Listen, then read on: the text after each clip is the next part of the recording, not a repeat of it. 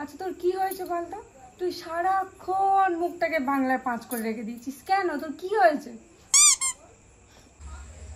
কি আর হবে বল, তুই তো বিয়ে করেছিস, বেঁচেও গেছিস, খাচ্ছিস যাচ্ছিস, বড়ের সাথে ঘুরছিস, তোর তো লাইফটা জিঙ্গালালা হয়ে গেছে।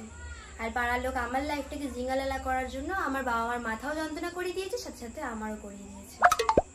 কি এই কারণে তোর মোটাও? বাবা, আর তুই পেলি না?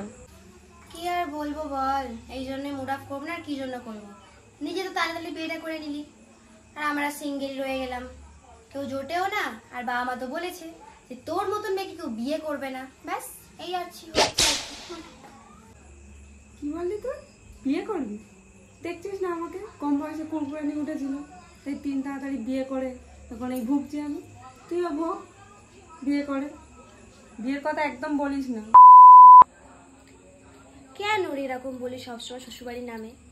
একটু না শাশুড়িটা একটু খিটখিট করে, শ্বশুরটা একটু গজগজ করে, ওটা তো ম্যানেজেবল। এই যে বর তোকে রোজ আইসক্রিম এনে দিচ্ছে, ফুচকা এনে দিচ্ছে, তুই বসে বসে খাচ্ছিস, মাঝে মাঝে ঘুরতে যাচ্ছিস দুই কফলে, এগুলো কি ভালো লক্ষণ নয়? আমি তো এগুলোর জন্যই বিয়েটা করতে চাই, বুঝলি?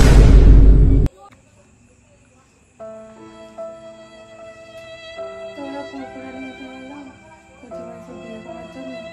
বিয়েটা করিস না, বারবার বারণ করছি। বুঝবি পরে, এখন আমি যেরকম ভুগছি। কথা তো শুনবি না, কর যা ভালো বুঝিস কর, কি আর বলবো। अरे কথায় বলে না, दिल्ली का लड्डू है, खाया भी पछताया और ना खाया भी पछताया। मैं तो खाने के बाद पछताना चाहती हूँ, बस यही बात है। কি বলিস? যা ভালো বুঝিস কর, কি আর বলবো। বিয়ে করার জন্য লাফাচ্ছিস, ঠিক আছে আর কিছু বলবো না তোকে। বিয়ের কার্ডটা তাহলে পাঠিয়ে দিস।